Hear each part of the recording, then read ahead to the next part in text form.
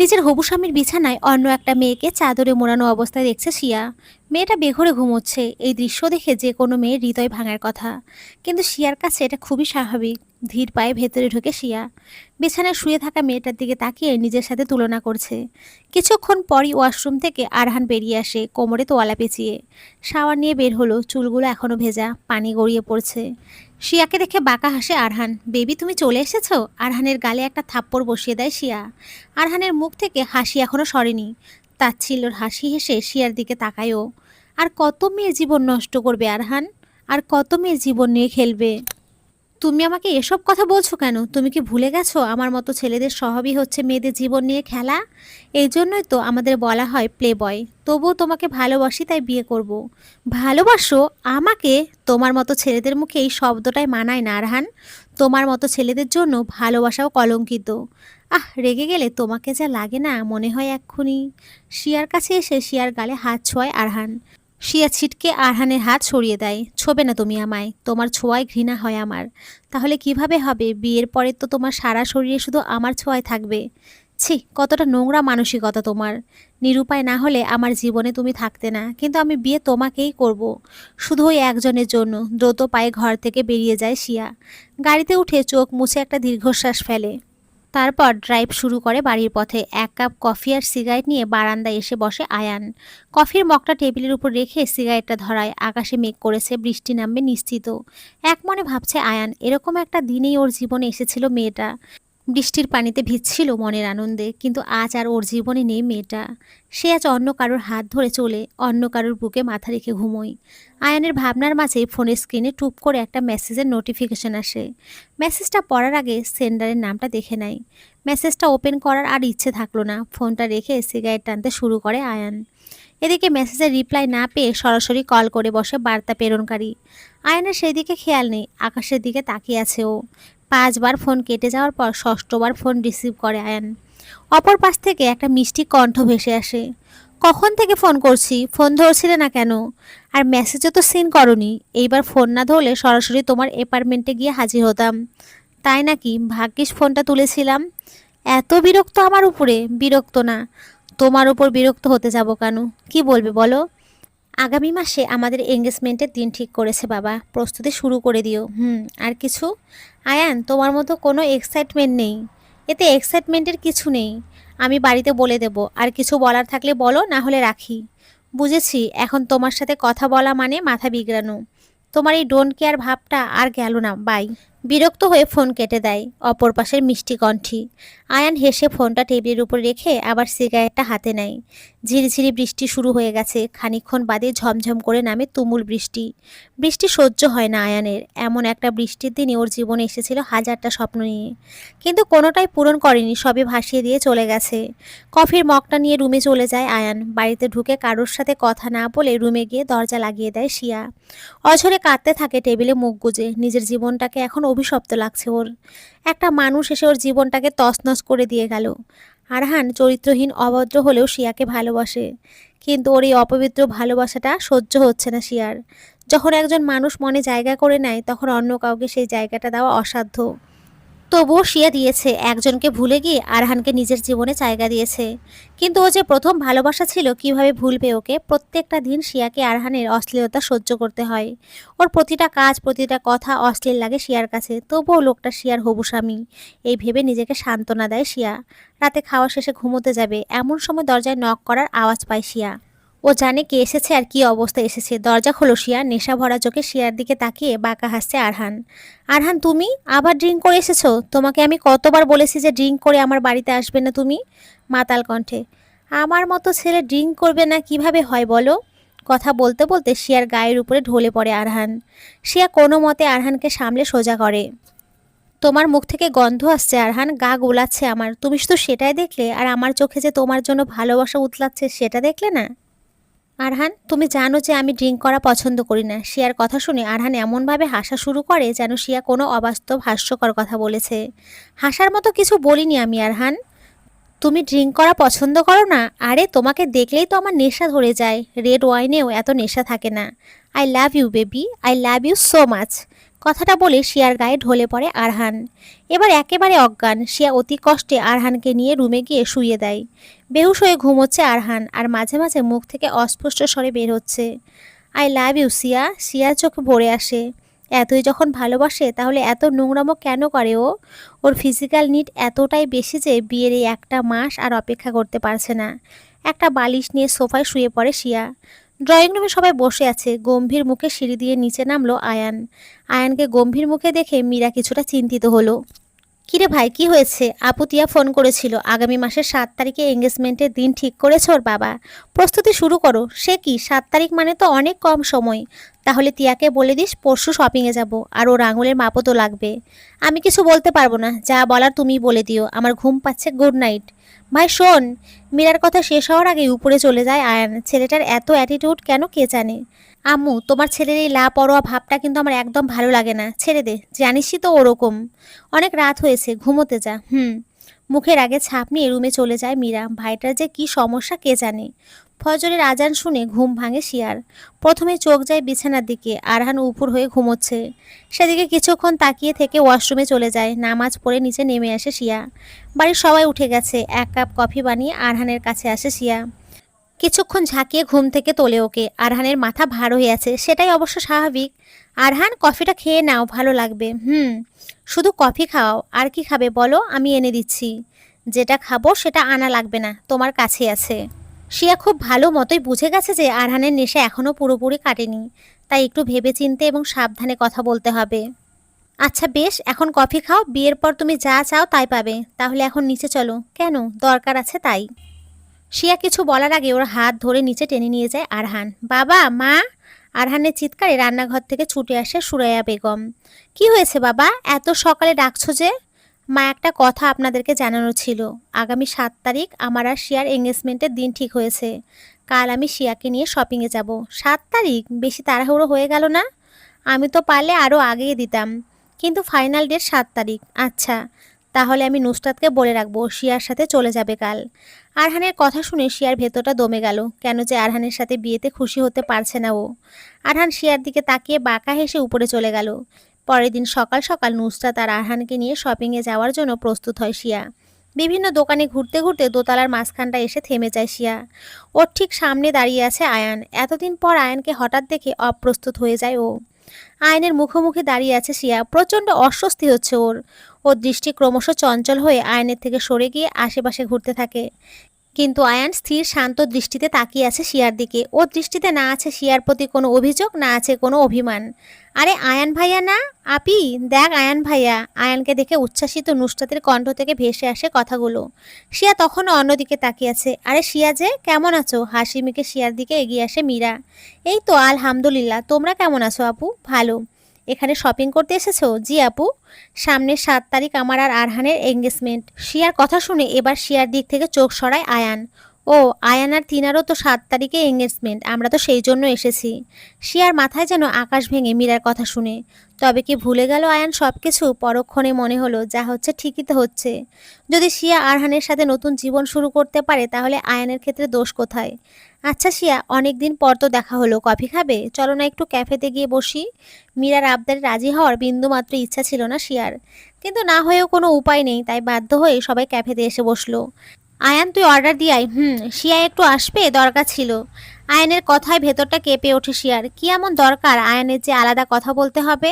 আরহানের দিকে প্রশ্নসূচক দৃষ্টিতে তাকায় শিয়া। যাও, ঘুরে এসো তোমার এতদিনের পুরনো বন্ধুর সাথে। আরহানের অনুমতি পেয়ে ধীর পায়ে আয়ানের সাথে রিসেপশনের দিকে চলা শুরু করে শিয়া। বাকিরা সবাই একটা টেবিলে গিয়ে বসে। শিয়া নিচের দিকে দৃষ্টি রেখে হাঁটছে। পাশে দাঁড়িয়ে থাকা মানুষটার দিকে তাকানোর সাহস নেই ওর। কেমন আছো? শান্ত গলায় প্রশ্ন করে আয়ান। ভালো, তুমি? শিয়ার প্রশ্নে আয়নের মুখে তাচ্ছিল্যের হাসি ফুটে ওঠে। আমার আবার থাকা না থাকা, আছি একরকম। কিছুক্ষণ চুপচাপ হাঁটে দুজনে। হঠাৎ থেমে যায় আয়ান। শিয়ার দিকে তাকিয়ে প্রশ্ন করে, এই জায়গাটা দেখে কিছু মনে পড়ছে শিয়া? আয়নের প্রশ্নে মুখ তুলে সামনে তাকায় শিয়া। ওর ভেতরে তোলপাড় শুরু হয়ে যায় আয়নের প্রশ্নে। এই সেই জায়গা যেখানে দাঁড়িয়ে একদিন আয়ান ওকে বলেছিল ভালোবাসে। এক বুক আশা নিয়ে শিয়ার সামনে হাঁটু গেড়ে বসেছিল আয়ান, কিন্তু শিয়া ফিরিয়ে দিয়েছিল ওকে, এই বলে যে ওর জীবনে অন্য কেউ আছে। আর এই অন্য কেউটা আর কেউ নয়, আরহান। আয়নের সব স্বপ্ন ভেঙে গিয়েছিল সেদিন। সবাই আমাদের জন্য অপেক্ষা করছে আয়ান, আমাদের যাওয়া উচিত। শিয়ার কথা এড়ানোর প্রবল চেষ্টায় আর বাধা দেয় না আয়ান। রিসেপশনে গিয়ে খাবার অর্ডার দিয়ে চলে আসে। সবাই গল্প করলেও আয়ান খেয়াল করছে শিয়া মোটেও স্বস্তিতে নেই ওর সামনে। আপু, আমাদের লেট হচ্ছে, যাওয়া যাক, না হলে তোমরা থাকো, আমি চলে যাই। শিয়ার সামনে থেকে সরে যাওয়ার জন্য মীরাকে অনুরোধ করে আয়ান। মীরা শিয়াকে বিদায় জানিয়ে আয়ানের সাথে বেরিয়ে আসে। বাড়ি ফিরে এসে জানালার কাছে দাঁড়ায় শিয়া। মনে করে সেই দিনটার কথা যেদিন আয়ান এসেছিল ওর জীবনে। ফ্ল্যাশব্যাক। রাস্তার ধারে বৃষ্টিতে দাঁড়িয়ে ভিজছিল শিয়া। আজ ওর খুবই আনন্দের দিন, অনার্সে ফার্স্ট ক্লাস পেয়েছে ও। তাই নিজের আনন্দগুলো বৃষ্টির সাথে ভাগ করে নিচ্ছে। কিন্তু ওর সব আনন্দে কাদা ঢেলে দিল একটা গাড়ি এসে। ঠিক ওর সামনে এসে গাড়িটা ব্রেক নিল, আর এক গাদা কাদা ছিটকে এসে শিয়ার পুরো শরীর কর্দমাক্ত করে ছাড়লো। নিজের দেহ থেকে চোখ সরিয়ে গাড়ির দিকে তাকাতে গ্লাস নামিয়ে মুখ বের করলো একজন সুদর্শন পুরুষ। আর এটা আর কেউ নয়, আয়ান। এক্সকিউজ মি, চোখে দেখতে পান না নাকি? চোখ বন্ধ করে গাড়ি চালাচ্ছিলেন? এই কর্দমাক্ত রাস্তার পাশে দাঁড়িয়ে বৃষ্টি বিলাস করলে তা কাদা বিলাসে পরিণত হবে। মেয়েদের এত ঢং কেন কে জানে। একে তো আপনি আমাকে কাদা মাখিয়েছেন, তার উপরে আবার এত বড় বড় কথা। রাস্তা কি আপনার কেনা নাকি? আর কোথায় লেখা আছে যে রাস্তার পাশে দাঁড়িয়ে বৃষ্টি বিলাস করলে কাদা মাখতেই হবে? আপনার ভাগ্য। দেখুন, এবার কিন্তু বাড়াবাড়ি হয়ে যাচ্ছে। ভুল করেছেন যখন ক্ষমা চান। ক্ষমা? আমি? এই সামান্য কারণে? নেভার। ভুল আমার না আপনার ছিল, তাই আমার ক্ষমা চাওয়া প্রশ্নই ওঠে না। সাইড হন, আমি গাড়ি ঘোরাবো। না, আপনি যতক্ষণ না আমার কাছে ক্ষমা চাচ্ছেন আমি সাইড হব না। আচ্ছা তেরা তো আপনি। দেখুন, আমি সরি বললে তো আর আপনার জামার কাদা পরিষ্কার হবে না। আপনি সাইডে গিয়ে বৃষ্টি বিলাস করুন, জামার কাদা ধুয়ে যাবে। আমি তেরা না, আপনি তেরা, স্টুপিড কোথাকার। বুঝেছি। আপনি সরবেন না তো? না, আচ্ছা বেশ। সিয়ার সাইড দিয়ে আয়ান এমনভাবে গাড়ি ঘোড়ায় যে বেচারির গায়ের কাদা বৃষ্টির পানিতে যা একটু পরিষ্কার হয়েছিল, আবার পুরোটা মেখে গেল। পেছন থেকে লোকটাকে হাজার খানেক গালি দিয়ে বাড়ির দিকে পা বাড়ায় শিয়া। নিজের অবস্থার কথা ভেবে নিজেই হেসে দেয় শিয়া। কি হাস্যকরই না লাগছিল ওকে। প্রথম সাক্ষাতে ঝগড়া দিয়ে শুরু হলেও যেদিন কলেজে একদল বদমাইশের হাত থেকে আয়ান বাঁচিয়েছিল, সেদিন ছেলেটার সম্পর্কে ধারণাটাই পাল্টে যায় শিয়ার। এরপর বন্ধুত্ব, আর বন্ধুত্ব থেকে ভালোবাসা। কিন্তু এখন আর এসব ভেবে লাভ নেই। এখন ওর জীবনে অন্য কেউ আছে, আয়নের জীবনে অন্য কেউ এসেছে। একটা দীর্ঘশ্বাস ফেলে শিয়া। কাঁধে কারো ঠোঁটে স্পর্শে কেঁপে ওঠে শিয়া। তবে কার স্পর্শ সেটা বুঝতে খুব বেশি সময় লাগলো না। শিয়ার কোমর আরহানের দুই হাত বেঁধে রেখেছে। আর কয়েকদিনের অপেক্ষা, তারপর তুমি আমার আর আমি তোমার। শিয়ার কানের কাছে মুখ নিয়ে গিয়ে ফিসফিসিয়ে বলে আরহান। কোমর থেকে আরহানের হাত সরিয়ে চলে যেতে নেয় শিয়া। পেছন থেকে শিয়ার হাত চেপে ধরে আরহান। তোমার জন্য একটা খুশির খবর আছে, শুনবে না? কি খুশির খবর? আমি আর তিয়া ঠিক করেছি যেহেতু এঙ্গেজমেন্টের দিন এক, তাই জায়গাটাও একই হওয়া উচিত। তাই আমরা একই কনভেনশন সেন্টারে এঙ্গেজমেন্টের আয়োজন করছি। আরহানের কথা শুনে ওর দিকে ঘুরে দাঁড়ায় সিয়া। জল জল চোখে আরহানের দিকে তাকিয়ে আছে ও। চোখ জোড়া প্রশ্ন করছে, কেন করো তুমি এরকম? আমাকে কষ্ট দিতে কি এতই ভালো লাগে? কিসের প্রতিশোধ নিচ্ছ? শিয়ার চোখের দিকে তাকিয়ে সবগুলো প্রশ্নই পড়ে, কিন্তু উত্তর না দিয়ে বেরিয়ে যায়। শিয়া ফুপিয়ে কাঁদতে থাকে। চোখের সামনে আয়ান অন্য একটা মেয়েকে আংটি পরাবে, কিভাবে সহ্য করবে ও? আজ 7 তারিখ এসেই গেল, 4টে জীবনের পরিণতির সূচনা হবে আজ। আয়ানের তিনার পরিবার অনেক আগে পৌঁছে গেছে। কিছুক্ষণ পর আরহানের হাত ধরে আসে শিয়া। আয়নের দৃষ্টি একবার শিয়ার দিকে, তারপর আরহানের ধরে রাখা হাতের দিকে গিয়ে অন্যদিকে চলে যায়। মেয়েটাকে অপরূপ মায়াবতী লাগছে আজ, কিন্তু ওর উপরে কোনো অধিকার নেই আয়ানের। এঙ্গেজমেন্টের আগে নুসরাত আয়ানের কাছে জেদ করে বসে গান গাইতে হবে। আয়ান ভাইয়া, আজকে এত স্পেশাল একটা ডে, তুমি তো অনেক সুন্দর গান গাও, একটা গান গাও না প্লিজ। গাইতেই হবে? হ্যাঁ প্লিজ গাও না। শিয়ার দিকে তাকিয়ে একটা দীর্ঘশ্বাস ফেলে আয়ান। বেশ। আয়ানের কথায় লাফিয়ে ওঠে নুসরাত। কোত্থেকে একটা গিটার এনে ধরিয়ে দেয় আয়ানের হাতে। আয়ান শিয়ার দিকে তাকিয়ে গান শুরু করে। আয়ানের গান শুনে পুরো পরিবেশটাই থমথমে হয়ে আছে। শিয়া নিঃশব্দে চোখের পানি ফেলছে। আজকের এত আনন্দের দিনেও স্যাড সং, তবুও অনেক সুন্দর গেয়েছো, থ্যাঙ্কস ভাইয়া। মন খারাপের সুরে কথাগুলো বলে নুসরাত। আয়ান মলিন হেসে শিয়ার দিকে তাকায়। আচ্ছা, এবার তাহলে আসল কাজ শুরু করা যাক। আরহানের কথায় সম্মতি জানিয়ে আংটিগুলো নিয়ে আসা হয়। প্রথমে আয়ান আর তিয়ার এঙ্গেজমেন্ট হবে। আয়ান দ্রুত আংটিটা নিয়ে সোজা তিয়ার আঙুলে পরিয়ে দেয়। আয়ানের হাত থেকে আংটিটা যত দ্রুত তিয়ার আঙুলে যত গভীরে যায়, শিয়ার হৃদয়ে বিদ্ধ তীরটাও তত গভীরে ঢুকে যায়। তিয়াও আয়নের আঙুলে আংটি পরিয়ে দেয়। 4-5টা করতালির আওয়াজে ভরে ওঠে। এবার শিয়া আর আরহানের পালা। আরহান এক হাতে আংটি নিয়ে অপর হাত শিয়ার দিকে বাড়িয়ে দেয়। শিয়া ভেজা চোখে আয়নের দিকে তাকায়। আয়নের দৃষ্টি তীক্ষ্ণতা শিয়ার কলিজা ছেদ করছে। কাপা হাতটা আরহানের হাতের উপরে রাখে শিয়া। আরহান আংটিটা পরিয়ে দেয়। শিয়ার কিছুতেই মন চাচ্ছে না আরহানকে আংটি পরাতে, কিন্তু ও নিরুপায়। বাধ্য হয়ে আরহানের হাতে আংটি পরিয়ে দেয় শিয়া। চারপাশটা আবারও করতালিতে ভরে ওঠে। এই করতালি শিয়ার কাছে পরাজয়ের জয়ঢাক বলে মনে হচ্ছে।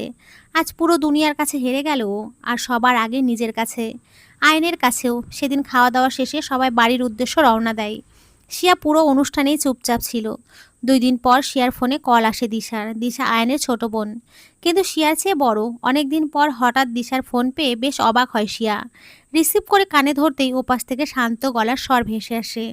কেমন আছো শিয়া? আলহামদুলিল্লাহ ভালো, তুমি কেমন আছো?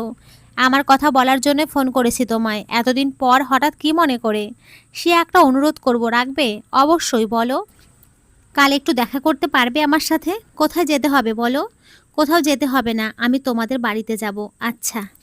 ফোন কেটে দেয় দিশা। পুরো কথোপকথনে দিশার কণ্ঠে হতাশা ছিল। মনে হচ্ছিল ও কিছু নিয়ে খুব চিন্তিত। চিন্তায় পড়ে যায় শিয়া। পরের দিন সকালে শিয়াদের বাড়ির কলিং বেল বেজে ওঠে। শিয়া দৌড়ে গিয়ে দরজা খুলে দেয়। দিশা এসেছে। শিয়াকে দেখে একটু হাসে দিশা। হাসিটা যে কৃত্রিম তা বুঝতে অসুবিধা হয় না শিয়ার। দিশাকে নিয়ে রুমে চলে যায় শিয়া। বলো, কি বলবে?